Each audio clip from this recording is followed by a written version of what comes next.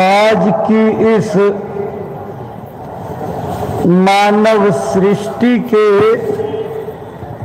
सबसे अलौकिक रहस्यमयी महाशक्ति संपन्न युग महापुरुष परम पूज्य स्वामी जी महाराज के पावन चरण कमलों में अनंतो अनंत प्रणाम।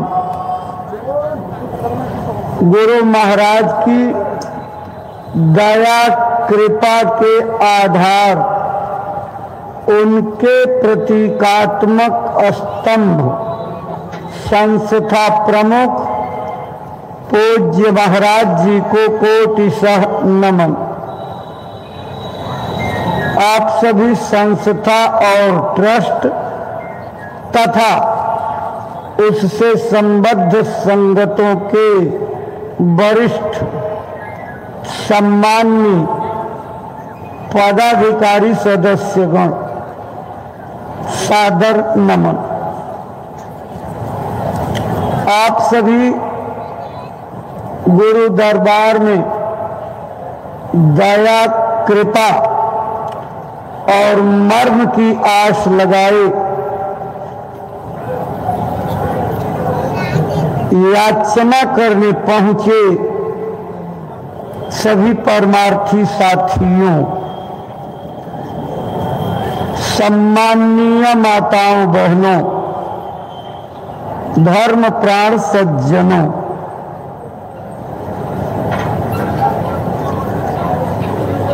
बच्चे बच्चियों, सबको सादर हार्दिक जय गुरुदेव।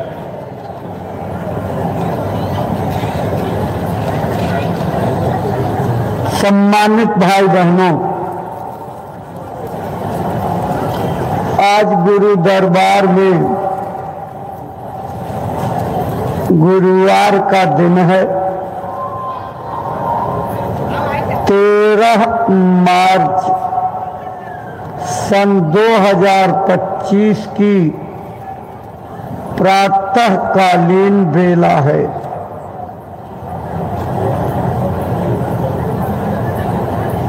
भगवान भास्कर की क्षितिज पर जाज्वल्यमान होने वाली किरणों के साथ जय गुरुदेव आश्रम मथुरा का परंपरागत जय गुरुदेव होली सत्संग मेला का श्री गणेश होने जा रहा है। अनौपचारिक रूप से सत्संग तो पहले से शुरू हो जाता है, लेकिन आज पूज्यपाद दादा गुरुजी महाराज के स्मरण और परम पूज्य स्वामी जी महाराज की चरण वंदना के साथ इस होली सत्संग मेला का आगाज हो रहा है। हम सब लोग दरबार में आए हुए हैं। होली के पावन अवसर पर कुछ देखने, सुनने, समझने और समझ करके सच्ची राह पर चलने का मार्गदर्शन लेने के लिए पधारे हैं। होली एक गरिमामय त्योहार है, अनादिकाल से भारत में मनाया जाता है।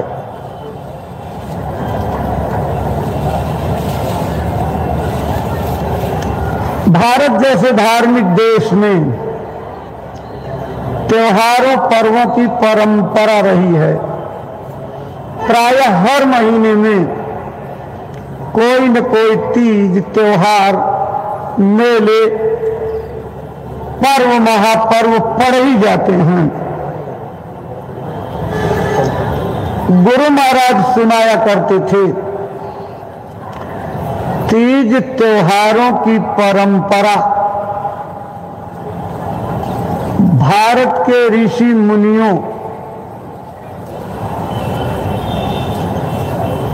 आंतरिक भेद जानने वाले महापुरुषों के द्वारा शुरू की गई। तीज त्योहार क्यों बनाए गए? इसके अनेक कारण थे और दूरगामी सोच थी। समाज में सांप्रदायिक सद्भाव बना रहे, लोग प्रेम प्यार से एक दूसरे की कुशल क्षेम पूछ सकें,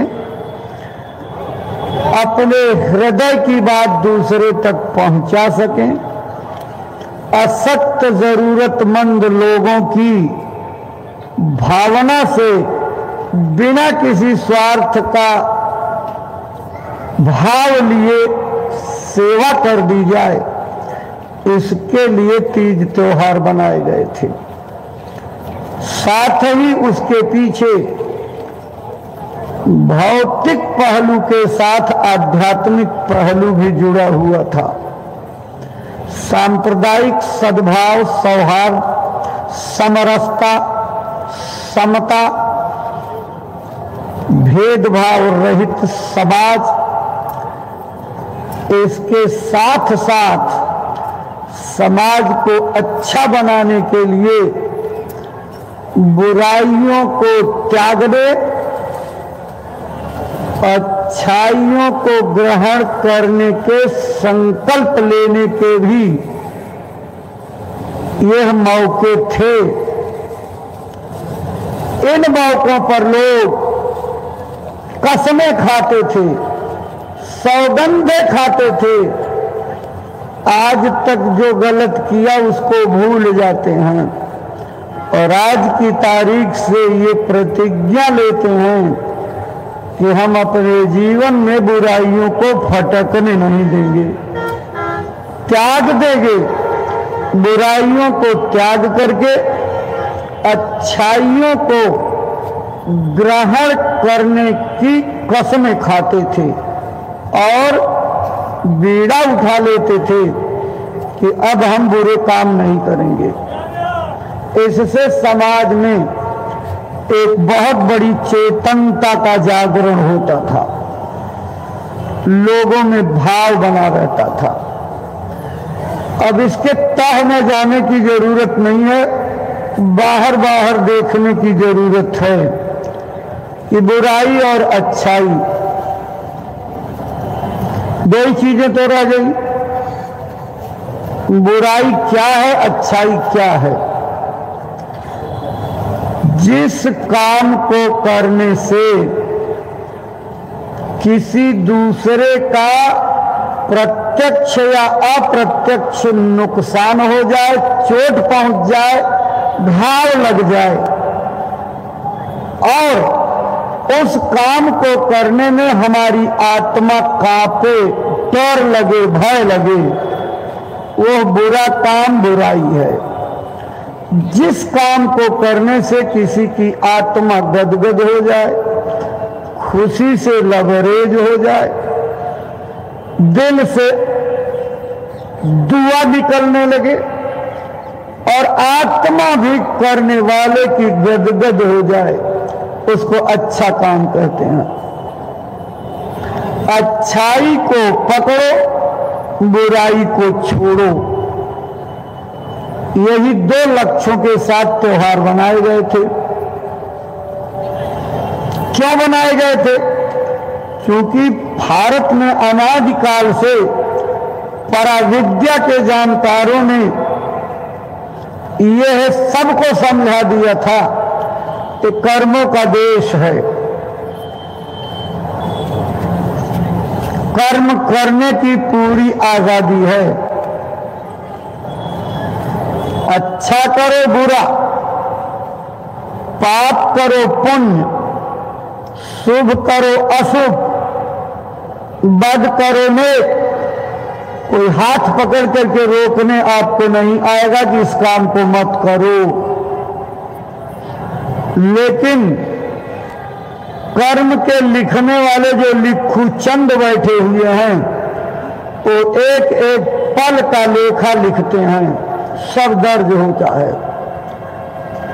और जब समय पूरा होता है, जीवात्मा धर्मराज के दरबार में जाती है, वह पूरा जिंदगी का खाका खोल करके रख दिया जाता है। किसी चीज का सबूत मौजूद हो तो आप सर नीचे कर लोगे, जवाब और तर्क नहीं दोगे। जब आपकी जिंदगी का सारा वीडियो, फिल्म, सारे कारनामे सामने की स्क्रीन पर आ जाते हैं तो घिघी बढ़ जाती है, जवान नहीं निकलती, पैरों के नीचे से जमीन खिसक जाती है, होश नहीं रहता है, क्योंकि तब आपके पास मौका सुधरने का नहीं रह जाता।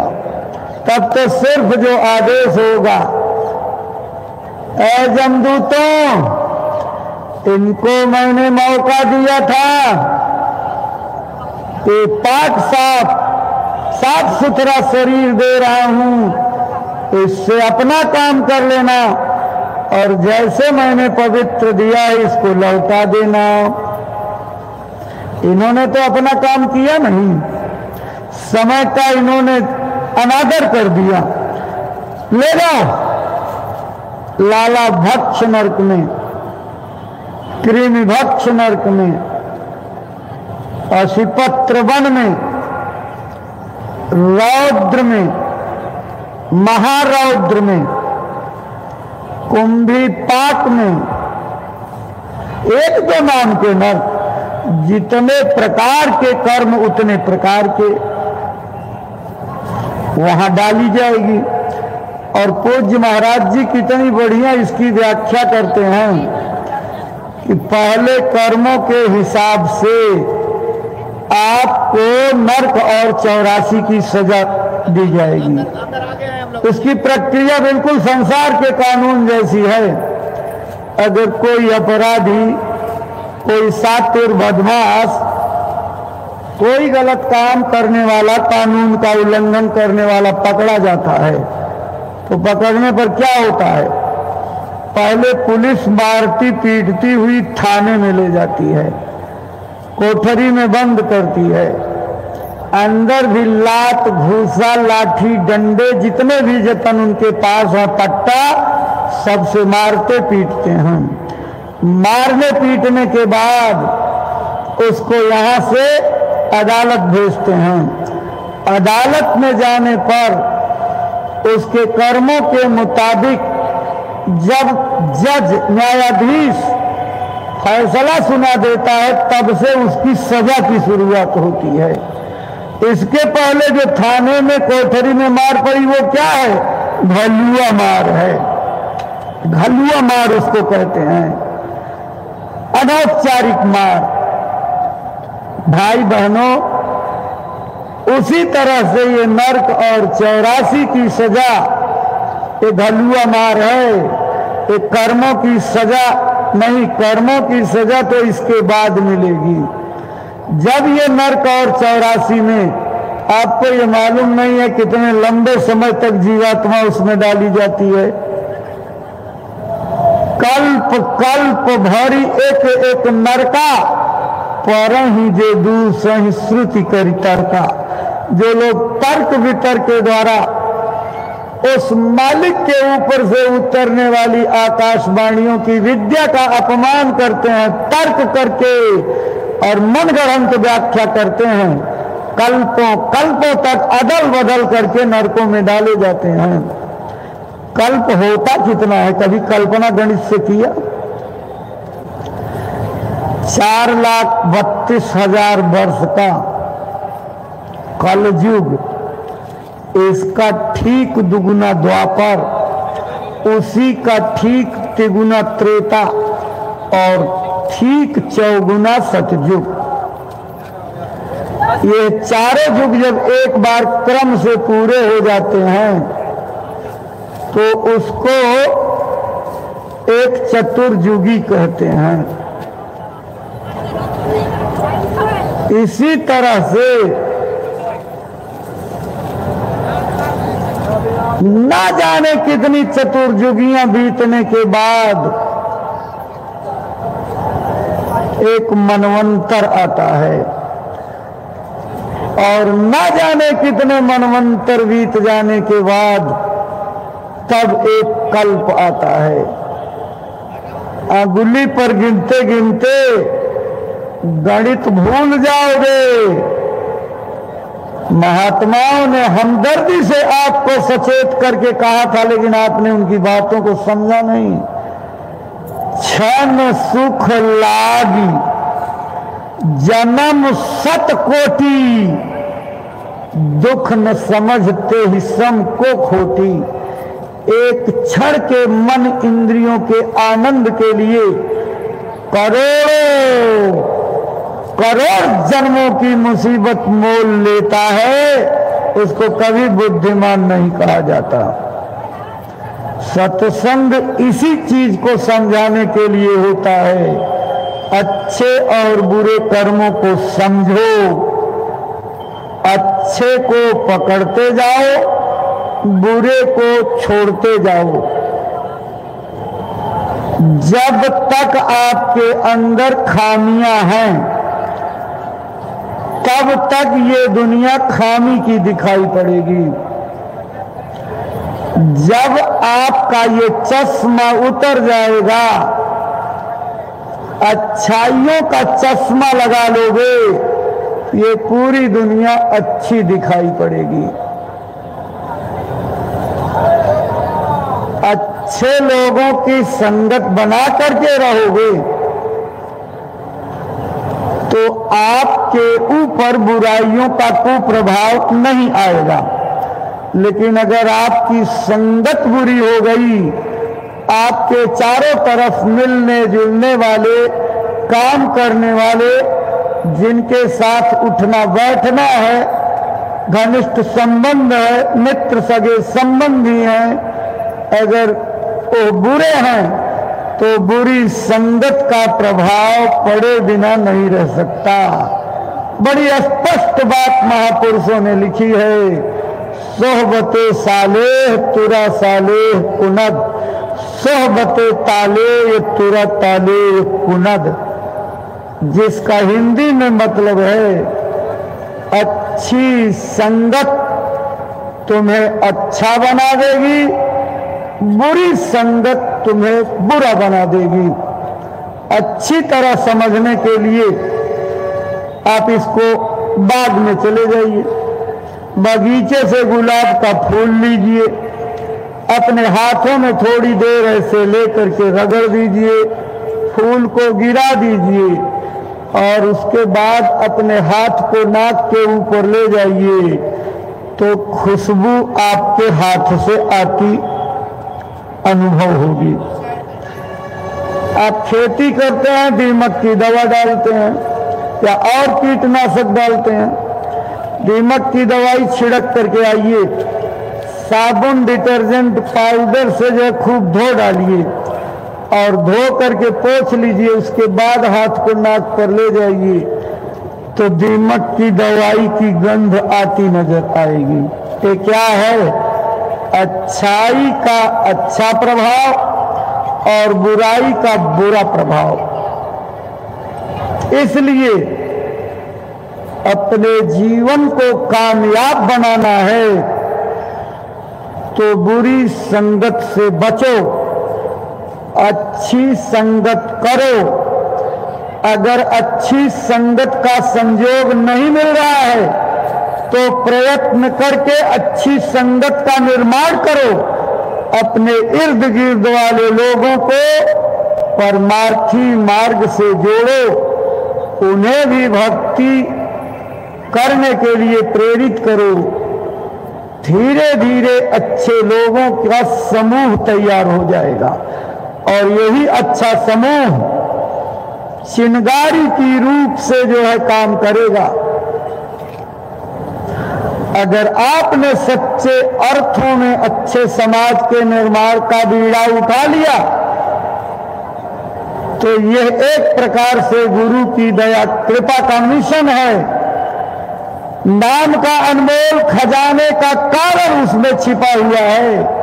आदेश बजाओगे, संगत को अच्छी बनाने में लग जाओगे तो गुरु महाराज की दया से नाम को अंदर में प्रकट होने में देर नहीं लगेगी।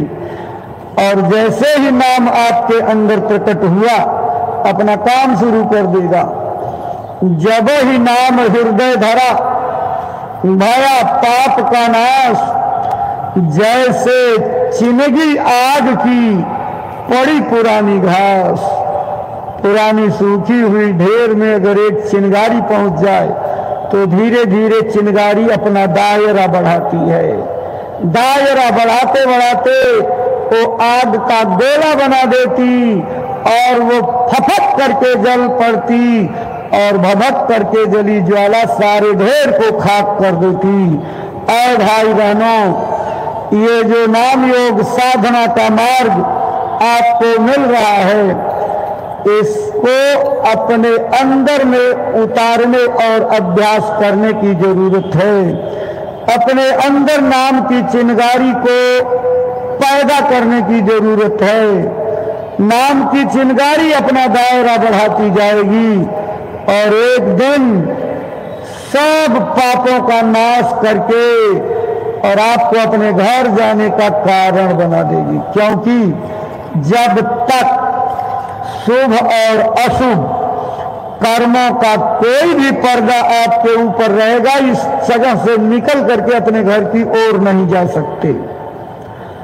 चाहे शुभ चाहे अशुभ, दोनों पलड़े जब तक संतुलन बराबर नहीं होगा, आपका दरवाजा नहीं खुलेगा। ये दरवाजा इसी पर खुलता है कि जब पाप पुण्य दोनों खत्म हो करके नस्तनाबूत हो गए। रामायण तो पढ़ते हो ना, यही बात तो आप पढ़ते हो। शुभ और अशुभ कर्म जब नासही तब पावे मेरे पूर्वासही।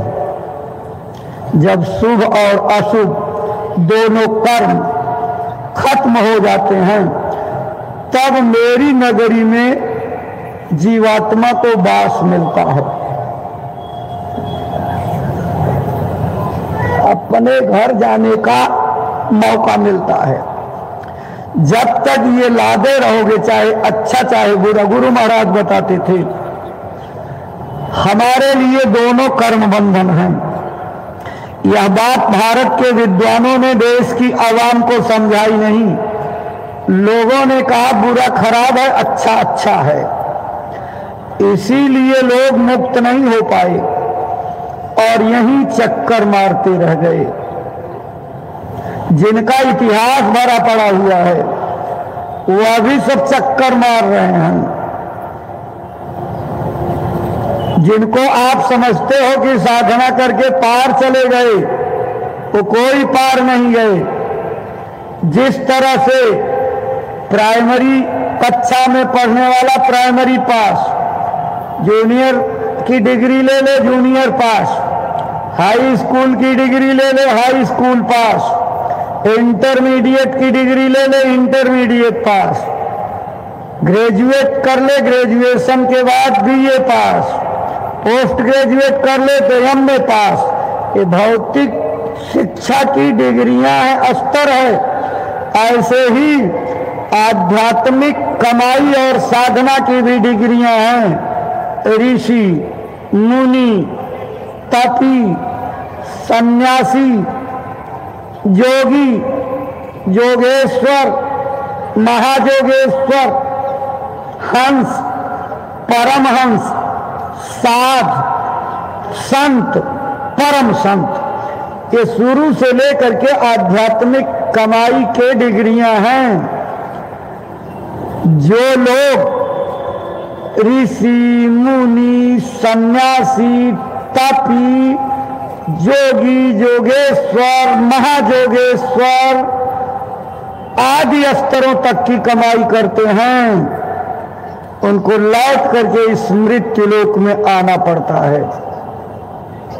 कल महाराज जी के सत्संग में आपको सुनने को मिलेगा, तीसरे पद के पार जाने वाली जीवात्मा जब अंदर के मान सरोवर में स्नान करके चारों कपड़ों को उतार देती है, निखालिस हो जाती है, तब जाकर के आवागमन से मुक्त होती है, उसके पहले नहीं। तो जिनकी किताबें भरी पड़ी हैं, जिनका आप गुणगान करते हो और जय जयकार करते हो और उनसे आशा करते हो कि कुछ दया कृपा इनकी हमको मिल जाएगी, वो जो है जब खुद नहीं छूटे तो आपको कैसे छुड़ाएंगे? जब खुद नहीं छूट पाए तो आपको कैसे छुड़ाएंगे? भाई बहनों, बड़ा विचित्र देश है।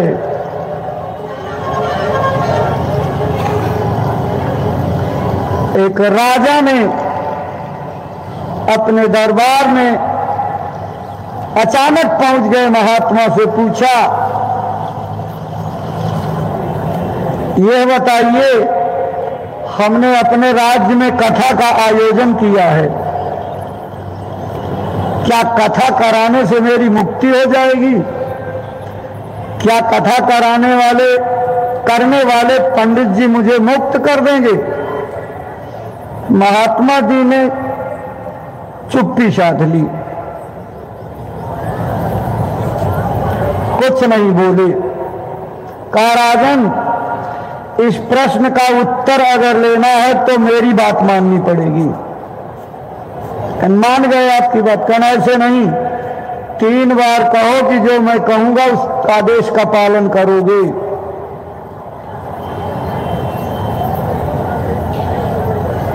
कहा, ठीक है, पालन करेंगे। कहा, बिल्कुल सही है, कहना पालन करेंगे। कहना, आप अपने सेनापति को मेरे सामने हाजिर करिए। सेनापति हाजिर हो गया। सेनापति को कहा कि सेनापति, तुम राजा को पकड़ करके इस खंबे से बांध दो। अब वो तो घबरा गया, राजा जिनके आश्रित रह करके हम इतना जीवन गुजारते रहे, उन्हीं को बांधे कैसे? राजा ने संकेत किया कि तुम बांधो जो है। राजा का इशारा पा करके खंबे से बांध दिए गए। राजा ने कहा कि वजीर को बुलाओ। वजीर हाजिर। कहा, सेनापति, इस वजीर को उस खंबे से बांध दो। वजीर तो बड़ी चीज होती है, वो भी डरा। फिर वजीर ने भी इशारा किया कि बांधो तुम। राजा का रुख देख करके वजीर इस खंबे में बंध गया और राजा इस खंबे में बंध गया। महात्मा जी ने ठट्ठा मार करके हंसा और हंसने के बाद कहा, राजा साहब, आप तो बंधन में हो।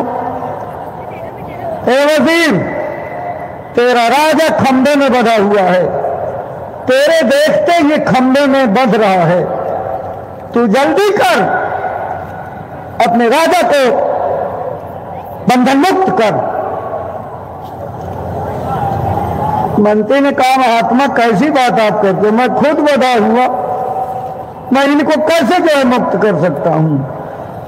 कहा, राजा साहब, आपने अपने जीवन भर इस मंत्री को आदेश देकर के काम कराया, आज तुम्हारा मंत्री इस खंबे से बंधा हुआ है, जल्दी करो दया करके राजा साहब, इसको बांधने से निकाल दो, बंधन मुक्त कर दो। राजा ने भी हाथ जोड़ लिए। कहें, महाराज, मैं तो खुद बंधा हूं। कहें, राजा, यही तेरे सवाल का जवाब है। जो खुद बंधे हुए हैं, खुद बंधन में हैं, खुद 84 और नरक की सीमा में हैं, कर्मों के बंधन के दायरे में हैं, ये तुम्हें कैसे मुक्त कर सकते हैं?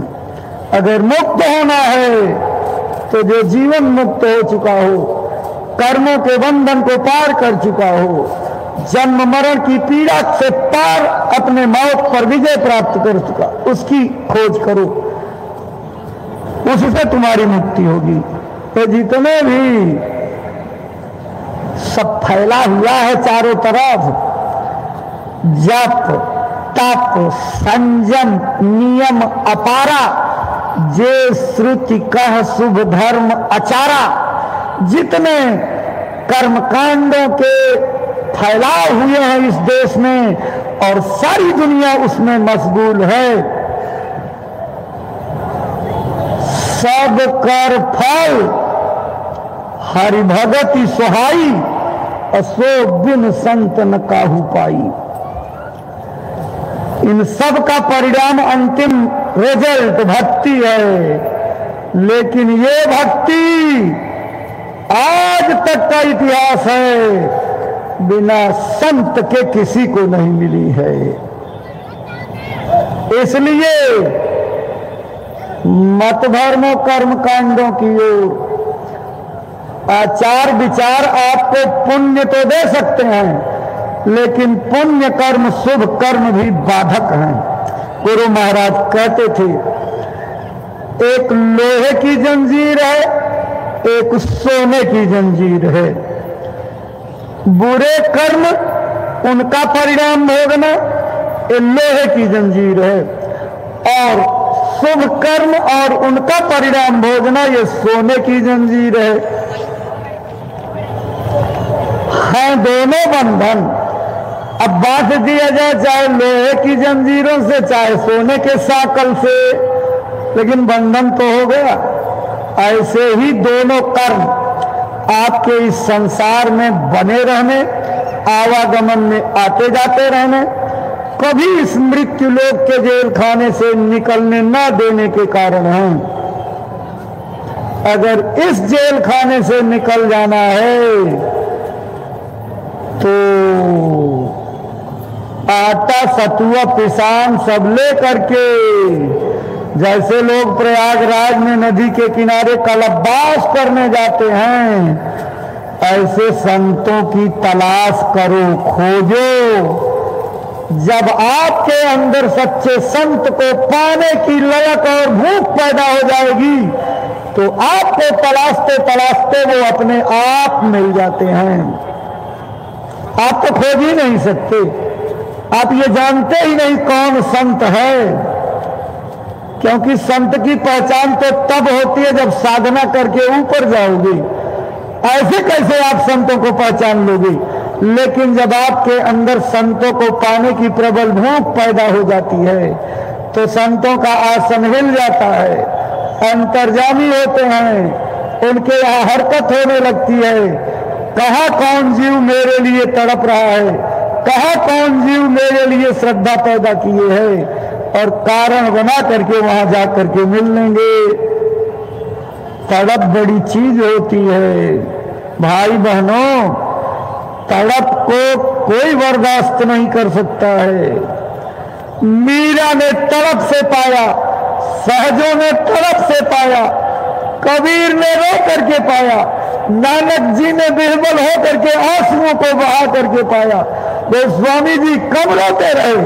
सूरदास सारी जिंदगी रोते रहे। किसका इतिहास आप उलट करके देखोगे,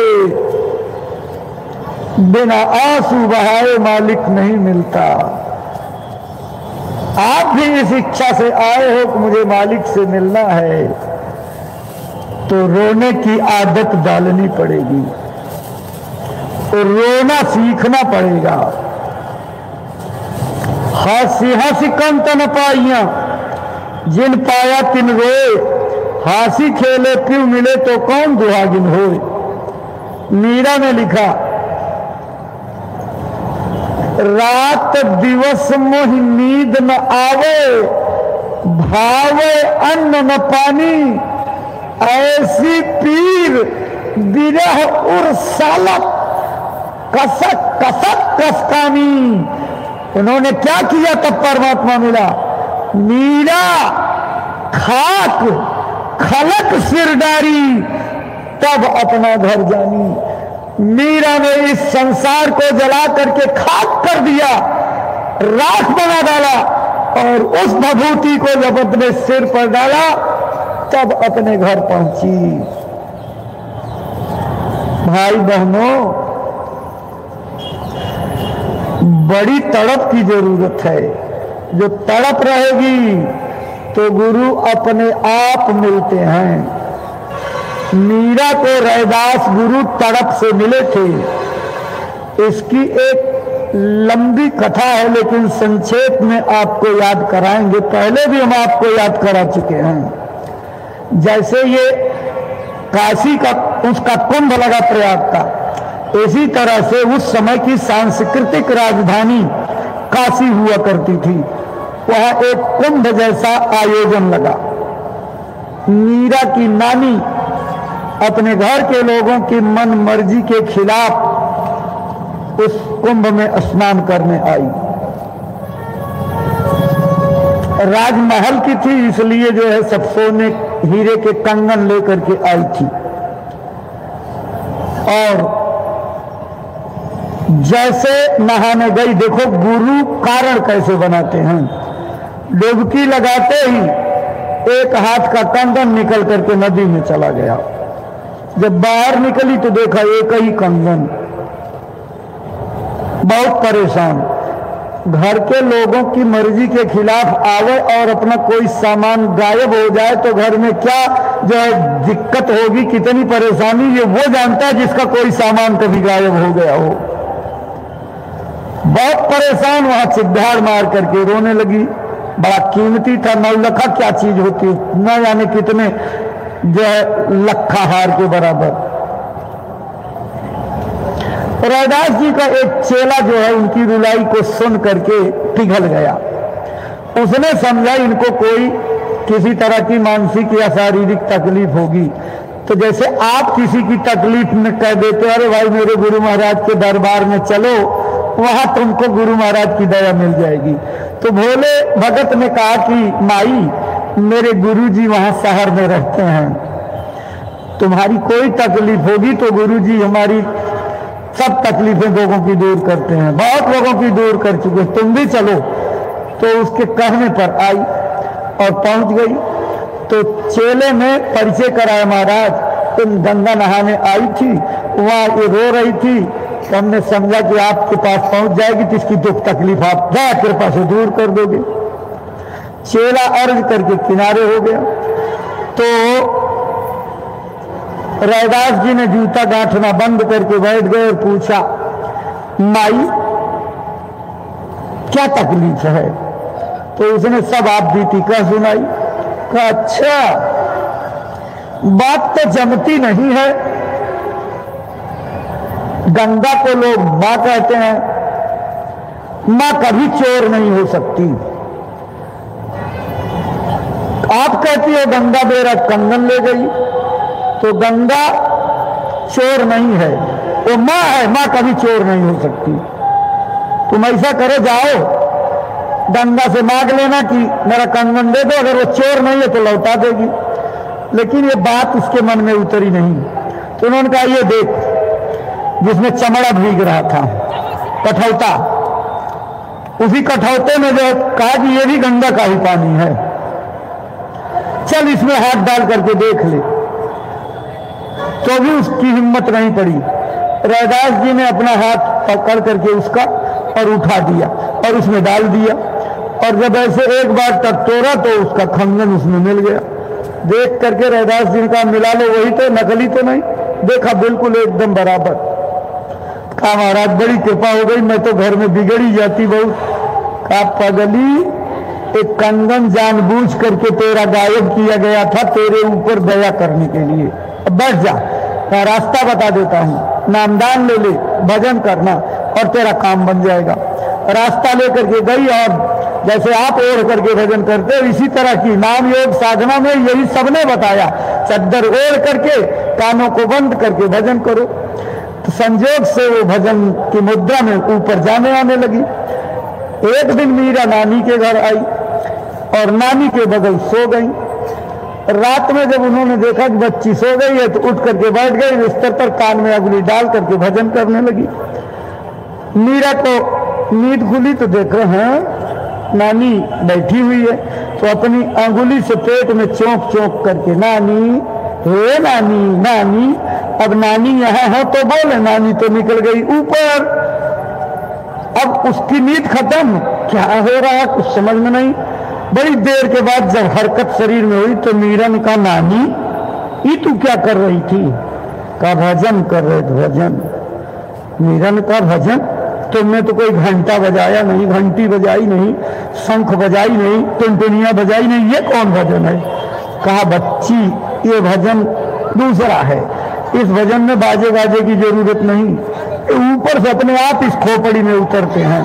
तो मीरा को शौक पैदा हो गई कि बताओ मुझे भी। कहा बच्ची मैं नहीं बता सकता, ये रास्ता गुरु जी बताते हैं। कहाँ मिलेंगे? वो तो काशी में मिलेंगे, मैं कैसे जाऊंगी? कौन गुरु बड़े दयाल होते हैं, तुम रोज रोज बैठ करके फरियाद करना, एक न एक दिन गुरु की दया तुम्हारे ऊपर हो जाएगी। नानी के सीख के हिसाब से उन्होंने तड़पना शुरू किया, गुरु के लिए पुकार लगाने लगी। जबकि मीरा गिरधर गोपाल की पुजारिन थी और 3/4 समय जीवन का उनका बीत गया। मेरे तो गिरधर गोपाल दूसरों में कोई, लेकिन भगवान की तरफ एक कदम नहीं बढ़ पाई। और जब आसन डोला और रात रात रोती रही, रो रो करके बिस्तर गीला करती रही, तो रुलाई बर्दाश्त नहीं हुई और रैदास जी ने कमंडल उठाया, सोटी और पैदल काशी छोड़ करके मारवाड़ के लिए चल पड़े। जो मैंने आपको कहा गुरु खुद खोज लेते हैं, जाकर के बगीचे में ठहरे, राजमहल में जा नहीं सकते थे, बड़ा प्यारा था, तो उन्होंने जो है सपना दिया, मीरा मैं तेरी तड़प पर आ गया हूं, आजा नामदान ले ले। नामदान लेने के लिए जीव का सतगुरु के सामने होना जरूरी है, बिना सम्मुख नजर के नामदान नहीं हो सकता है। तो उन्होंने कहा बाबा मैं कैसे आऊं? कहा अरे तुम्हारे महल से जो कहार है पत्तल ढोता, उसको 2-4 ढेला पैसा दे दो, वो तुमको उसी पत्तल में पहुंचा देगा और उसी पत्तल के साथ यहां से लौटा ले जाएगा। योजना बना करके उस कहार के पत्तल में बैठ करके बगिया में पहुंची, नामदान लिया, उसी से लौट आई और भजन करने लगी। और भजन करने के बाद उन्होंने क्या लिखा? ना मैं ससुरे ना मैं पीहर, नहीं पिया जी पास, मीरा रे गोविंद मिला जब गुर मिलिया रैदास। दूसरी जगह लिखा रैदास संत मिले मोहि सतगुरु, दीन्हा सुरति सहदानी, मैं मिली जाए पाए पी प्यारा तब मोरी पीर बुझानी। जब मैंने परमात्मा को पाया तब मेरी अंदर तसल्ली हुई, पीड़ा शांत हुई। पायो जी मैंने नाम रतन धन पायो, बस तू अमेलक दी मेरे सतगुरु, कृपा करी अपनायो, पायो जी मैंने नाम रतन धन पायो। एक जगह अपने गुरु की महिमा उन्होंने जो कितनी लिखी है आप समझ लीजिए। मीरा ने लिखा पग घुघरू बांध मीरा नाची रे, मैं तो अपने परमेश्वर की आप ही हो गई दासी रे, पग घुघरू बांध मीरा नाची रे। नाम दिए मोहि गुरु रैदासा, जो काशी के बासी रे, पग घुघरू बांध मीरा नाची रे। देश का प्याला राणा भेजा, पीवत मीरा हासी रे, पग घुघरू बांध मीरा नाची रे।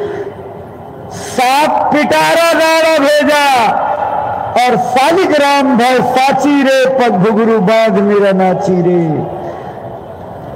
उन्होंने अपने जीवन का पूरा इतिहास लिख डाला कि जब मेरे गुरु मिले तब मुझे परमात्मा मिला। गुरु की जरूरत है परमात्मा को पाने के लिए। जैसे तड़प पर रैदास अपने प्रेमी से मिलने मारवाड़ पहुंच गए, कितनी दूर होगी पैदल, कितने दिन चले होंगे, लेकिन गुरु का मन सच्चे वफादार आज्ञाकारी समर्पित शिष्य के भीतर बसता है।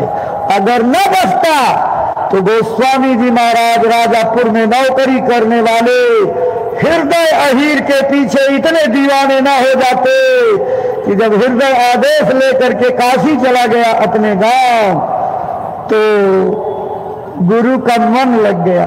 गुरु नहीं भूल सकता, चेला भूल जाता। चेले को भले याद नहीं रही, लेकिन गुरु अपने चेले को बराबर याद करते रहे। और लिखा उन्होंने रामायण में, हमारा चित हृदय में बासी और हम चल गए नगर काशी। चेले के पीछे गुरु शिष्य से मिलने के लिए नगर काशी चले गए। सबका कारण होता है।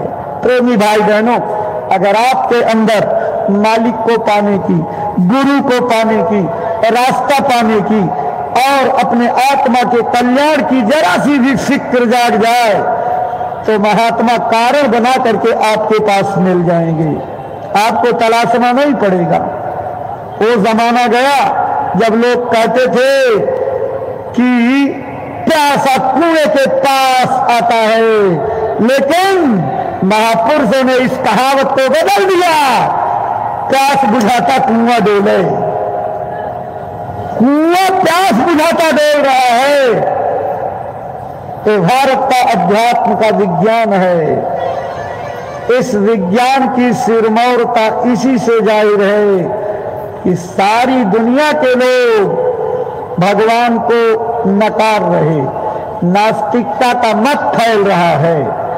लेकिन भारत के अंदर अध्यात्मवाद के सनातन परंपरा की जड़ें इतनी अंदर तक फैली हुई हैं कि इन मजबूत जड़ों को चाहे जितनी भी कोशिश की जाए, इन जड़ों को कोई उखाड़ नहीं सकता।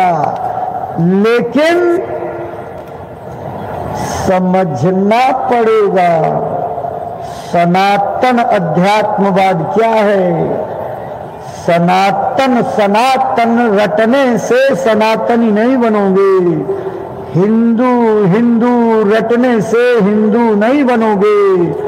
जैसे चीनी कह करके जीभ पर स्वाद नहीं लाया जा सकता है, जिस तरीके से मिर्चा कह करके उसकी कड़वाहट का अनुभव जीभ पर नहीं किया जा सकता है, ऐसे ही किताबों के पठन पाठन से, मंत्र और श्लोकों के उच्चारण मात्र से आपकी जीवात्मा को कुछ मिल जाए नामुमकिन है। कैसे? इसको समझ लीजिए। मैंने पहले भी समझाने की कोशिश की, आज दोबारा इसलिए कह रहा हूं, बहुत से लोग पहली बार आए हैं, इनको भी ये बात समझने को मिल जाए। एक स्कूल में पढ़ने वाला बच्चा जब जाता है तो मास्टर साहब एक किताब की लाइन दे देते हैं, रटो इसको, मुझको सुनाओ, गाय का दूध मीठा होता है। तो बच्चे छड़ी के डर से मिन मिन मिन मिन मिन मिन मिन मिन जो है, जैसे फिरंगी जो है अपने कीट को जान देने के लिए भनभनाती है, ऐसे बच्चे पूरे क्लास के मिन मिन मिन, गाय का दूध मीठा होता है, गाय का दूध मीठा होता है, गाय का दूध मीठा होता है, खूब रट लेते हैं। और जब लेकर के छड़ी आए और कहा याद हो गया, हाँ गुरुजी, सब हाथ उठा दिए। गुरुजी ने सुना, सब एक ही लाइन थी, याद हो गया। लेकिन फर्ज कीजिए, बच्चे ने तो रट लिया गाय का दूध मीठा होता है। अगर लाख बार, करोड़ बार, अरब खरब बार, नील धस नील पदम 10 पदम बार वो बच्चा इस लाइन को रटे कि गाय का दूध मीठा होता है, गाय का दूध मीठा होता है, तो इससे बच्चे की जीभ पर गाय का स्वाद नहीं मालूम पड़ेगा। लाख जतन कर लीजिए लेकिन गाय के दूध का स्वाद नहीं आएगा। दूसरा तरीका है, उस पन्ने को जिसमें लिखा हुआ है गोली मोली बना करके और चीनी के शरबत में मिला करके घोल ले और पी जाए, तो भी गाय के दूध का स्वाद नहीं आएगा। आएगा कैसे गाय के दूध का स्वाद? सबसे पहले उस बच्चे को यह पता करना पड़ेगा कि गाय क्या होती है, और जब गाय पता लग जाए तो दूसरी चीज और पता होनी चाहिए। जब मान लीजिए पता हो गया कि ये गाय एक चौपाया जानवर है, तो ये पता होना चाहिए कि गाय के किस अंग से दूध निकलता है। सींग से निकलेगा कि पूंछ से निकलेगा कि कान से निकलेगा कि थूथुन से निकलेगा कि टांगों से निकलेगा कि थन से निकलेगा। अगर दूसरी चीज उसे पता हो गई कि गाय का दूध उसके थन में होता है, तो तीसरी चीज और जाननी पड़ेगी कि ये थन से दूध किस विधि से निकाला जाएगा, यानी दूध दुहने की कला उसको मालूम होनी चाहिए। जब तक ये तीन चीजें नहीं पता लगेगी, रटने से कुछ नहीं। इसी तरह से रामायण की लाइन है, गुरबिन भवनिधि तरह न कोई, जो बिरंची शंकर समहोई। आप माला लेकर के बैठ जाइए, भूख प्यास त्याग करके पंचाग्नि तपते हुए पहाड़ की कंदरा में बैठ करके माला जाप करिए।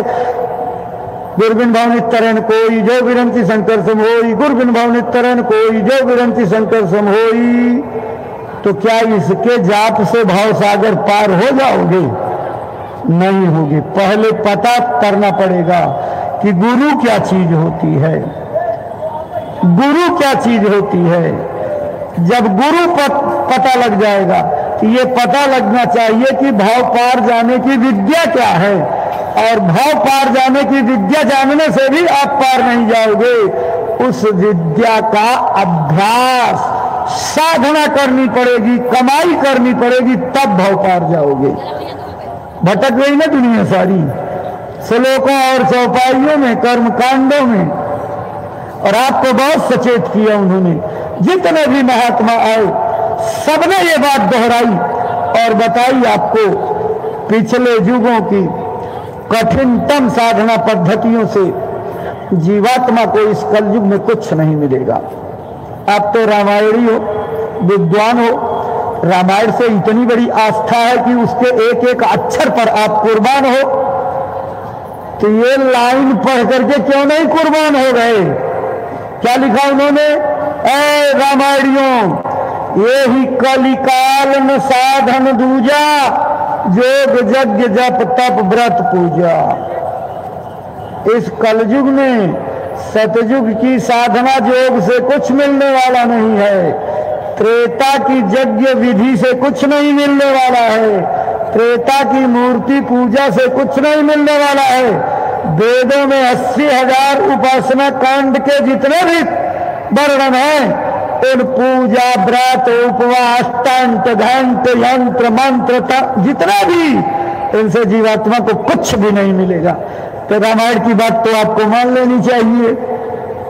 आप 2-4 तीर्थ गए, 2-4 गंगा नहाए, महात्मा तो ना जाने कितने तीर्थों का चक्कर मार करके आए और परिणाम लिख दिया। पढ़ो पलटू साहब की बात को। सातपुरी हम देखिया, देखे चारु धाम, देखे चारु धाम, सबन में पाथर पानी, कर्मन के बस पड़े मुक्त की राह भुलानी। चलत चलत पग थके, छीन भई अपनी काया, और काम क्रोध नहीं छुटे बैठ कर खूब नहाया। स्नान किस लिए करने गए थे? बुराइयों को त्यागने के लिए, और बुराई त्यागे नहीं, ऊपर से नहा धो करके चले आए, तो उस स्नान से क्या फल आपको मिला? ये स्थान तीर्थ बुराइयों को त्यागने के लिए बनाए गए थे कि नहा करके अपनी बुराई गंदगी को यहाँ डाल जाना, शरीर के साथ मत ले जाना। लेकिन तो आप डर चालाक निकले, तीर्थ गए 3 जना, चित्त चंचल मन चोर, एक पाप न काटिया लादिन मन 10 और बोझा लाद के चले आए। इसीलिए भारत में परंपरा बिगड़ती और चली गई। जो लोग काशी, बनारस, चारों धाम, हरिद्वार, गंगा सागर, द्वारका, पुरी, रामेश्वरम से लौटते हैं, मैं बड़ी फैक्ट बात बता रहा हूं, 100% शायद सही नहीं हो, लेकिन जो लोग इन धामों की यात्रा करके आते हैं, पहले की अपेक्षा और बेईमान, पहले की अपेक्षा और क्रोधी, पहले की अपेक्षा, क्यों जानते हैं? इनको ये पता लग जाता है कि अब मेरी पीठ पर लाइसेंस मिल गया है कि चाहे जितनी झूठ बोलो, चाहे जितना कपट करो, चाहे जितना छल करो, चाहे जितना चोरी करो, चाहे जितना किसी का धन हड़प लो, क्योंकि तुम लाइसेंस लेकर के आए हो, तो जिसके पास लाइसेंस उसको कुछ नहीं बिगड़ेगा। इसीलिए तो सब बिगड़ता जा रहा है। आप गए थे वहां जो है पाप धोने के लिए, आप अपनी बुराइयों को त्याग करके लौटने के लिए, और एक पाप नहीं काटा और लौट करके ले आए, तो गंगा का दोष है, गंगा का दोष है, गंगा माई का दोष नहीं है। देवताओं की सभा हो रही थी तो एक बार कई देवताओं ने गोल बनाया। अब समझ लीजिए, जो लोग नेक रास्ते पर संगत के आदेश निर्देशों पर नहीं चलते, वो इसी तरह की गोल बना करके इस तरह की बातें फैलाते हैं। क्या फैलाया? देखो गंगा माई जो है सबका पाप धोती हैं, तो ये सबसे गंदी हैं। जब सबका पाप लेती हैं तो बड़ा बोझ है इनके ऊपर। इनको देवताओं की सभा में अब नहीं रखना चाहिए, इनको निकाल करके बहिष्कृत कर दीजिए, चूंकि ये सबसे पापी हैं। प्रस्ताव पास हो गया तो लोगों ने कहा बुलाओ गंगा माता को। गंगा माई बुलाई गई, कहन की लोगों का प्रस्ताव पास हो गया कि आप लोगों का पाप अपने सिर पर लेती हो, धो करके साफ कर देती हो, इसलिए आप सबसे गंदगी नकारा हो, आपको क्यों न देवताओं की सभा से जो है बाहर कर दिया जाए। लो, ऐसे लोगों के प्रस्ताव पर 105 नोटिस जारी हो गया। कारण बताओ कि कैसे क्यों न निकाल दिया जाए। गंगा माता ने हाथ जोड़ कर, क्या बात तो इनकी बिल्कुल 100% सही है कि मैं सबका पाप धोती हूं, लेकिन मेरी बात पर आगे आप लोगों ने विचार नहीं किया। जो पाप मैं धोती हूं उसको मैं अपने पास नहीं रखती, मैं बहा करके सब समुंदर के पास पहुंचा देती हूं। लोगों की बुद्धि खुली, हाँ यार इसको तो सोचा नहीं, वास्तव में गंगा कहाँ पापी है? पापी तो समुंदर हो गया, सारा पाप तो उसके यहां पहुंच गया। समुंदर बुलाया गया, समुंदर को जवाब देने का मौका मिला, अपना जवाब दो। समुंदर ने कहा बिल्कुल सही, गंगा सबका पाप धोती, बहा करके मेरे पास पहुंचा देती, अब मैं अपने पास कहाँ रखता? मैं तो गर्मी से वाष्पित करके सबका पाप बादल देवता को दे देता, और बादल देवता लेके जाते हैं। कहा हाँ हाँ बिल्कुल, न गंगा पापी न समुंदर पापी, पापी तो जो है बादल देवता। बुलाए, अब मेघदेव बुलाए गए कि आपको अब जो है दरबार से बाहर किया जाएगा। कहन कर दीजिए, आपका फैसला सब मंजूर, लेकिन मेरी बात तो दो सुन लीजिए। कहन बताइए। कहन गंगा पाप धोती, भेज देती समुंदर के पास, समुंदर वाष्पित करके मुझ में मिला देता, और मैं कहाँ अपने पेट में रखता? मैं तो गांव गांव, गली गली, पहाड़ पहाड़, नदी नदी घूम कर जिसका पाप उसका बाप, जिसका पाप उसका पाप, सब पर बरसा करके चला जाता हूँ, वापस कर देता हूँ, जिसकी पूंजी उसके पास लौटा देता हूँ। तो जैसे थे वैसे रह गए। तो भाई बहनों, पाप पानी से धोने से जाएगा, पाप जमा कहाँ होता ये तो आपने जाना नहीं। जहां पाप जमा होता वहां पानी पहुंचता नहीं, वहां पानी नहीं पहुंचता, ये गंगा जल नहीं जाएगा वहां, ये जितने उपाय आपके वहां पहुंचते ही नहीं। वो कहां जमा है? ये दोनों आंखों के ठीक पीछे अंतःकरण की चादर पर, जिसको मन रूपी शीशा कहते हैं। इस मन रूपी शीशे को जब तक साफ नहीं करोगे तब तक भक्ति नहीं कर सकते। गोस्वामी जी की लाइन को पढ़िए, श्री गुरु चरण सरोज रज, निज मन मुकुर सुधार, बरनौ रघुबर विमल जस जो दायक फलचार। पहले मैंने गुरु के चरण कमलों की धूल, उनके चरण कमलों की धूल का प्रसाद लिया, अंदर के चरण कमल को जागृत किया, मन रूपी शीशे की गंदगी को बिल्कुल चमका दिया, तब जाकर के राम की भक्ति, और राम की भक्ति करके मुक्ति और मोक्ष 4 पदार्थ पाने का वर्णन कर रहा हूं। और आप बिना आंख खोले भगवान को पाना चाहते हो, कैसे मिलेगा? महात्माओं ने कहा, ये कपार की चारों फूटी, आपके पास जितनी आंखें हैं सब फूट गई हैं, भगवान सबके अंदर बैठा हुआ है। कैसे बैठा है? महाराज जी सुनाते हैं, कल भी सुनाएंगे। एक लाइन आपको याद करा देते हैं। ज्यों तिल माही तेल है, ज्यों चकमक में आग, तेरा साईं तुझ में जाग सके तो जाग। जैसे तिल में तेल है, पत्थर में अग्नि है, ऐसे ही तुम्हारा परमात्मा तुम्हारे अंदर है, जाग करके उसको पालो।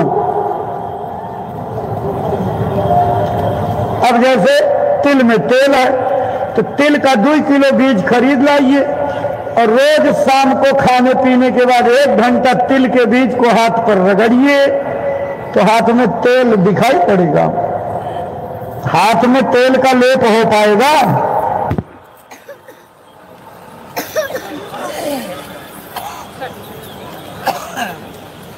लाइट कर देना।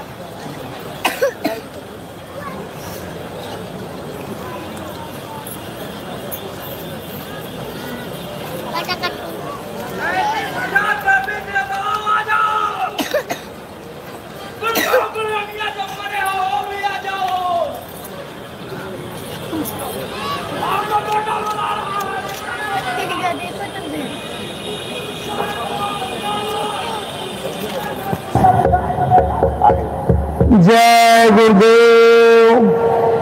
भाई बहनों, आपको व्यवहारिक चीज बता रहे थे कि ये तिल के बीज से तेल आपके अंदर नहीं आएगा।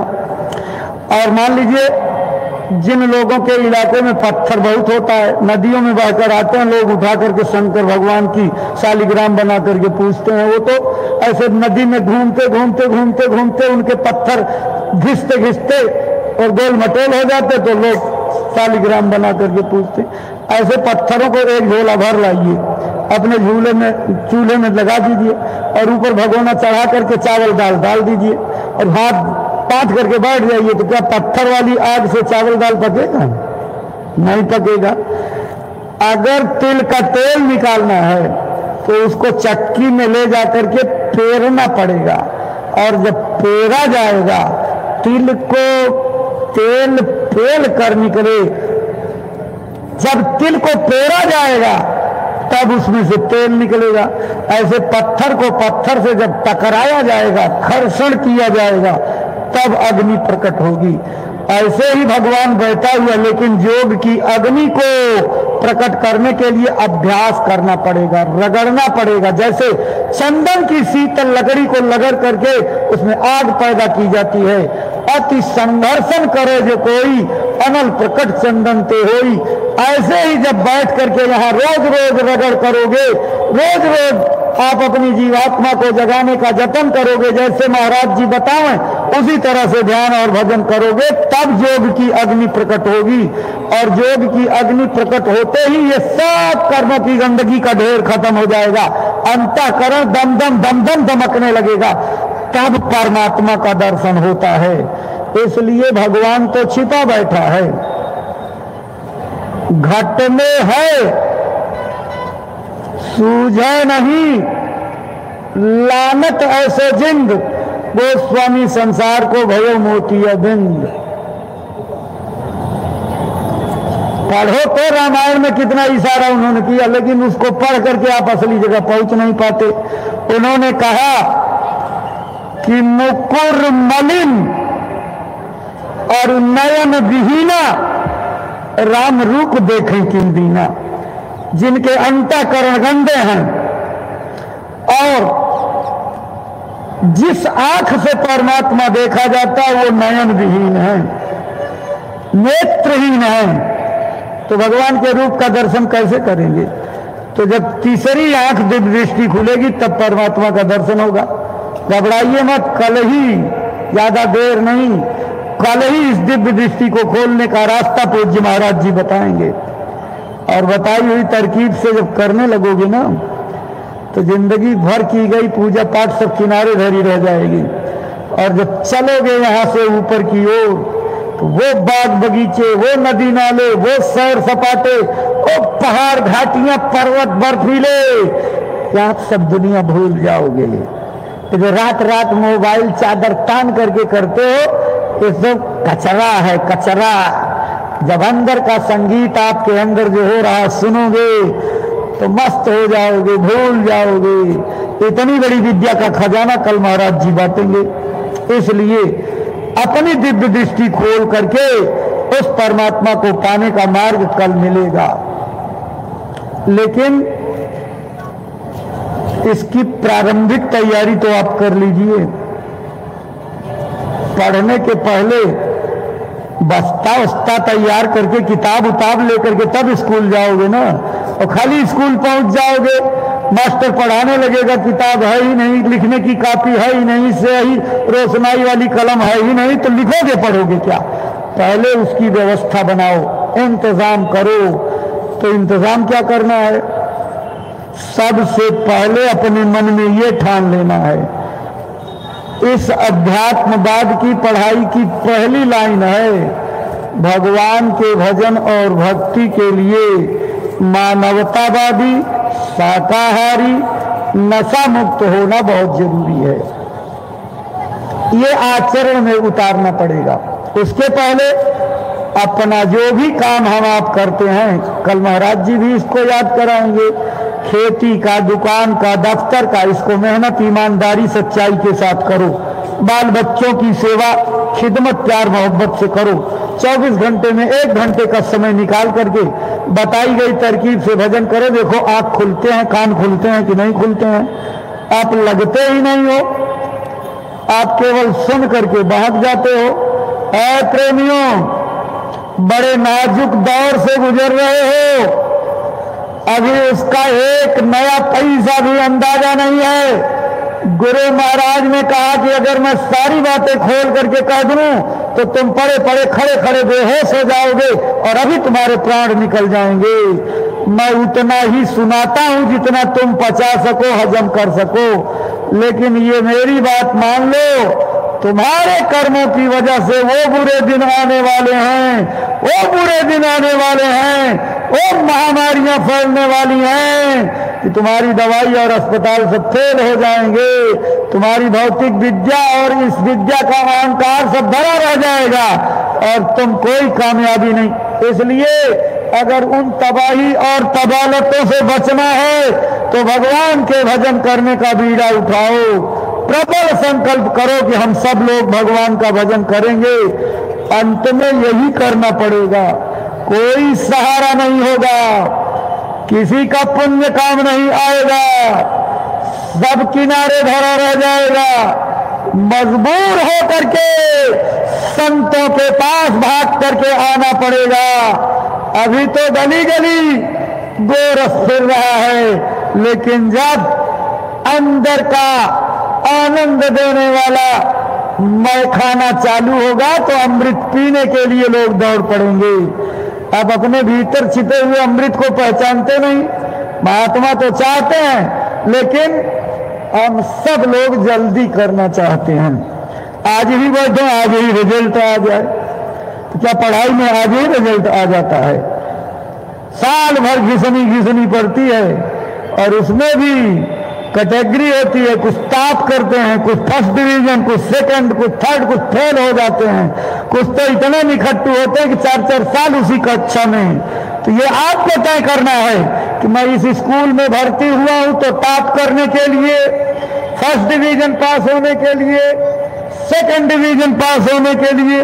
अब सब तो टॉप नहीं कर सकते, क्योंकि सबके स्वभाव अलग, सबकी करनी अलग, सबके भाव अलग, सबके सेवा अलग, तो कैसे एक तरह से आओगे? भाग्य भी अलग सबका, एक साथ नहीं आ सकते। लेकिन कमोबेश अगर अभ्यास करते रहोगे तो जिनके संस्कार अच्छे होंगे वो टॉप कर जाएंगे, जिनके संस्कारों में शुभ कर्म ज्यादा होंगे, कुछ बुरे कर्म होंगे, वो फर्स्ट डिवीजन आएंगे, जिनके में दोनों की लगभग समानता होगी, आधे बुरे आधे अच्छे, तो सेकंड आ जाएंगे, और जो है बुराइयों की भरमार होगी वो थर्ड होंगे, और जो बुराइयों से भी गए गुजरे कचरे का कचरा लादे होंगे वो तो एकदम से कई साल एक ही क्लास में बिताएंगे।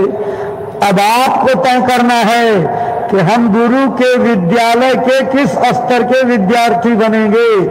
हम स्कूल में टॉप करेंगे कि हम फेल हो जाएंगे, कि उसी कक्षा में 4 साल वही पट्टी लेकर के लिखते रहेंगे। तो अब आपको तय करना है, धारा बदलिए। दौर दौरा पतन का चल पड़ा, इस पतन के दौर दौरा में जहां सारी दुनिया गिरती जा रही है खंडक में, ऐ सत्संगियों अगर आप विचार नहीं करोगे तो इस पतन के दौर में आप भी माया की छाया के द्वारा लूट करके खंडक में गिर जाओगे। बचाओ अपने को, बचाओ अपने परमात्मा को, बचाओ अपने जीवन की पूंजी को, बचाओ अपने सेवा के सौभाग्य को, नहीं तो सदा के लिए किंग कर्तव्य विमूढ़ हो करके आप भटकोगे। गुरु तो बैठे इंतजार कर रहे हैं कब प्रेमी बन के जाओ और पकड़ करके अंगुली ले चलें, लेकिन आप हो कि आनाकानी कर रहे हो। कितना गुरुजी जबरदस्ती आपको पकड़ करके स्कूल में ले जाना चाहते हो, लेकिन माई बाप अच्छी तरह जानते हैं जो जिद्दी बच्चा होता है स्कूल नहीं जाता ना, तो जब उठा करके टांग लेते हैं अपने पैरों को लुंज पुंज कर देता, जैसे लकवा हो गया, खड़ा करते धड़ाम से गिर जाता है। वही दशा हम लोगों की है। गुरु कोशिश करके हमको चाहते हैं कि फुर्त हो, ताकत आवे, रफ्तार बढ़ाओ, चल पड़ो, लेकिन आप भौतिक साधनों से भी प्रेरणा नहीं ले पा रहे हो। आगे कितना खतरनाक वक्त है इसका अंदाजा महापुरुषों की दिनचर्या से निकालना चाहिए। आपने देखा अभी सीतापुर हरदोई में 1-1 बजे 2-2 बजे से उठ करके और चीलों पर दया करने के लिए पूज्य महाराज जी ने कितनी मेहनत की है। क्या कोई कर सकता इस तरह की मेहनत? गुरु महाराज की दया और कृपा से इतना परिश्रम करके जो जन जागरण किया है, इतिहास बन गया भाई बहनों। जो लोग किसी प्रकार के बहकावे भ्रम भ्रांति के शिकार थे, उन्हें अपनी गलतियों का एहसास हुआ और नए लोगों के अंदर गुरु महाराज की अमर वाणी का वो जादू चला है कि लोग बड़े बड़े बुद्धिजीवी भजन कर रहे हैं और भजन करके अपने अनुभव बता रहे हैं कि बड़ी दया हो रही है। आप ऐसे ही पड़े रह जाओगे। गुरु महाराज की बात आ रही है, तुम देखना, यही मंच है गुरु महाराज का। मुझे अच्छी तरह याद है, इसी मंच से गुरु महाराज ने देखा यहाँ गेट पर अंदर आगे आने के लिए धक्का मुक्की हो रही। एक किसी खास आदमी के लिए दरवाजा खुला तो सब लोग सैकड़ों की संख्या में टूट पड़े, गिर पड़े। स्वामी जी महाराज ने बड़ी गंभीरता से देखा और कहा बस जाओ भजन पर। सब लोग भजन पर बैठ गए और स्वामी जी महाराज धीरे से उतरे और पहले से एक मंच पीछे बनवा रखा था और पहुंच गए, उस पर बैठ गए और वहां भी लाउड स्पीकर लगा। स्वामी जी महाराज ने पहुंच करके कहा आंख कान खोलो तो लोग देखें मंच की ओर, तो स्वामी जी तो है नहीं। कहा बच्चों पीछे मुड़ जाओ। देखा तो पीछे स्वामी जी। कहें देखो आगे वाले पीछे, पीछे वाले आगे हो गए ना। ऐसे वक्त आ रहा है अगर हम निर्देशों का, आदेशों का, वचनबाड़ियों का, अपनी इस विद्या के सिद्धांतों का सही ढंग से पालन नहीं करेंगे, अपने शरीर पर आचरण में नहीं उतारेंगे, तो पीछे रह जाएंगे। नए लोग नंबर काट करके आगे आ जाएंगे। स्वामी जी ने कहा तुम झगड़ा करते हो आगे आने के लिए, देखो इंतजाम कर दिया। अब देखो आगे वाले तो एकदम पीछे हो गए और एकदम पीछे वाले सबसे आगे हो गए। वक्त आ रहा है जब सेवा करने वाले थोड़ी सी सेवा कर दिया तो चारों तरफ डिडोरा पीटते हो, ढंका बजाते हो कि मैंने इतनी सेवा कर दी। नामोरी चाहते हो। नामोरी चाहने वाले सेवा का फल लेकर के डूब जाते हैं। सेवा ऐसी करो, दाहिना हाथ करे तो बायां न जान पावे, एक आंख देखे तो दूसरी न जान पावे। जितना चुपचाप सेवा होगी उतने ज्यादा कारगर और उपाय, ये विज्ञान है इसका। लेकिन आप डंका पीटना चाहते हो। स्वामी जी महाराज क्या कह गए? अरे जिसकी तुम चर्चा करते हो कि मैंने सेवा कर दी, वो सेवादार अभी आए नहीं, आगे आ रहे हैं। रातों दिन जाग करके, कई कई दिन हफ्तों तक जाग करके रातों दिन सेवा करेंगे, अपना सारा खजाना खोल करके रख देंगे और हम तुम्हें रोते हुए माफी मांगते जाएंगे, मैं कुछ नहीं कर पाया, मेरे से कुछ नहीं हो पाया। अभी तुमने देखा कहाँ है? वो लाइनें आपको याद होंगी, इनको खुद की जरूरत जब महसूस हो ताला भी भामाशाहों का खुल जाएगा। लेकिन वक्त और जरूरत पर जो काम आता है उसकी बहुत बड़ी महिमा होती है। वक्त निकल जाने के बाद आप सब कुछ करने को तैयार हो जाओगे तो क्या बात रहेगी। इसलिए अभी वक्त है, अभी समय है, अभी आदेश पर आदेश हो रहा है, एक आदेश के बाद दूसरा, बजाते जाओ बजाते जाओ। कल आपको हमारे राष्ट्रीय उपदेशक जी ने भल्ला साहब की कहानी आपको याद कराई, सेवा पर सेवा, सेवा पर सेवा, सेवा पर सेवा। ऐ भाई बहनों, उबना नहीं, थकना नहीं, मन को खराब मत करना। आदेश हमारे जिंदगी के हित के लिए हो रहा है। इस अंदरूनी हित को आप भौतिक बुद्धि से नहीं समझ पाओगे। महात्मा बच्चों का भी खेल खेले तो उसमें बहुत बड़ा राज होता है। कभी अपनी अकल मत लगाना, वो कर्म की रेख पर रेख मार दिया करते हैं, लेकिन कब? जब समर्पण की सच्ची भावना होगी तब। ऐसे चलते फिरते रास्ते में रेख पर रेख मारते चले तो फिर उनकी क्या महिमा रह जाएगी। उनकी अपनी जो महिमा है वो एक निश्चित पैमाना है, उस पैमाने पर ही लागू होता है। इसलिए देखो भाई बहनों, जो जो आदेश हो रहे हैं आप खुद इस पर मनन करिए कि क्या हम उस आदेशों का पालन अक्षर से कर रहे हैं। कई वर्ष पहले एक एक गांव गोद ले करके और गुरु महाराज के संदेशों को पहुंचाने का आदेश हुआ था। जब विपत्ति आएगी तो चिल्लाओगे कि मैंने ये गांव गोद लिया था, वहां तो पूछेंगे कौन सा गांव गोद लेकर आपने किया, तो हाथ जाड़ करके खत्म कर दोगे कि हमने तो कुछ किया नहीं। ये आपकी भलाई के लिए आदेश हुआ है। इसी में सारा परमार्थ, सारी दुनिया की बरकत, गृहस्थी के फल में फूलने का कारण छिपा हुआ है। एक बार में सारी दवाई, लेकिन आप इसको कर नहीं रहे हो, लापरवाह हो। तो अब तक तो हुई, लेकिन अब मत करो। बार बार आपसे प्रार्थना की जा रही है कि शौक से गुरु महाराज की भक्ति कमाने के लिए एक गांव को पुख्ता ले लीजिए और गुरु महाराज के संदेशों को बार बार सुनाइए।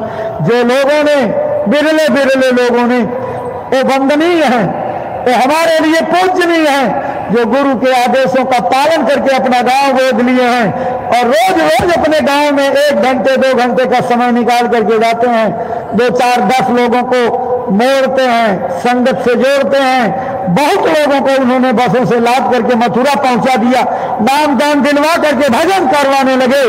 ऐसे महाजोगी वंदनीय हैं। अरे भाई, आदेश को बजाने वाले महाजोगी नहीं, महा से महाजोगी बन जाते हैं। आप आकर के मैदान में जुटो तो गुरु महाराज ने मैदान में आपको कुदा दिया, लेकिन रंग मैदान में आकर के आप देख रहे हो कि कैसे नाचूं। न नौ मन तेल हो न राधा नाचेगी। आप नहाना बना रहे हो, ये नहीं सुनते, वो नहीं सुनते, ये नहीं कहते। अरे आप मुंह तो खोलो, जबान तो खोलो, कहना तो शुरू करो। गुरु महाराज के वाक सिद्धि आपके साथ जुड़ी हुई है। उन्होंने कह रखा है कि तुमको कुछ नहीं आता है, तुम चले जाओ सीधे लोगों के बीच में, जय गुरुदेव नाम 3 बार बोलना, मैं पीछे से प्लग लगा दूंगा और तुम इतनी बड़ी बात कहोगे कि बड़े बड़े विद्वान तुम्हारी बात को सुन करके कहेंगे बड़ा विद्वान बोल रहा है। काम तो गुरु की दया करेगी, लेकिन जब आप अपने ऊपर ले लेते हो कि हम ही तीरंदाज हैं, हम ही सबको परमार्थ सिखाएंगे, हमारी बोली बाड़ी में इतना खिंचाव है कि सब बुलबुल बुलबुल करके रोते हैं, ये गलत फहमी है, 100% गलत फहमी है। हमारी आपकी बाड़ी में कोई ताकत नहीं है। इस चीज को मत भूलो कि गुरु अपना खंभा तलाश करके अपनी बाड़ी को जिस जीव को जैसी जरूरत होती है वैसे पहुंचाते हैं। व्यक्ति की प्रमुखता नहीं होती है, गुरु के बाड़ी और उनकी दया की प्रमुखता होती है।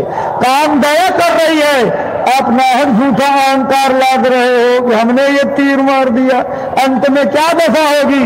वही महाभारत वाली, सब लोगों ने कहा हमने गदा चलाई, हमने गांडीव चलाया, हमने तलवार मारी, हमने चक्रव्यूह तोड़ दिया। तो अच्छा बड़े वीर बहादुर हो, चलो बर्बरीक के पास चलते हैं, उससे पूछते हैं। उसने सारा महाभारत देखा। जब गए कैसे पहुंचे तो प्रणाम किए, कहा भगवान गरीब के दरवाजे कैसे? अरे कहा बर्बरीक, ये सब लोग कह रहे हैं कि मैंने गदा चलाई, मैंने तीर मारी, मैंने तलवार मार दी, मैंने अपनी बुद्धि से चक्रव्यूह तोड़ डाला, महाभारत तो मैंने जिताया। जरा तुम बताओ तुमने क्या देखा, अपनी सच्ची बात बताओ। कहा महाराज जी मैंने तो ये देखा ये सारे लोग गदा तीर तलवार लेकर जैसे मूर्ति खड़ी होती है स्टैचू की तरह खड़े थे। अकेले चक्र सुदर्शन चक्कर मार करके सबके गर्दन काट रहा था। काम तो सब चक्र सुदर्शन ने किया। सबके चेहरे ऐसे लटक गए, सबका अहंकार पानी पानी हो गया कि हम सब लोग नाहक झूठे अहंकार कर रहे हैं। आप अहंकार मत करो। हाँ, सेवा का मौका मिला, इसका सौभाग्य समझो कि आपके श्वासों की पूंजी कितनी सौभाग्यशाली है कि ये गुरु की सेवा में लग रही है, गुरु के आदेश पालन में लग रही है, गुरु महाराज की वचनदारियों को पहुंचा करके अपने कर्म कर्जे की चादर को धो करके साफ करने का मौका मिल रहा है। अहंकार मत करना, सेवा समझ करके करो, सेवा समझ करके। आप देखोगे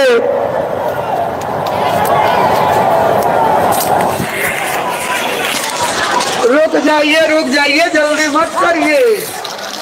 अब चंद बूंदों से आप घबरा जाओगे। अरे भैया इतनी जल्दी, 2-4 बूंदों से आप इतना घबरा गए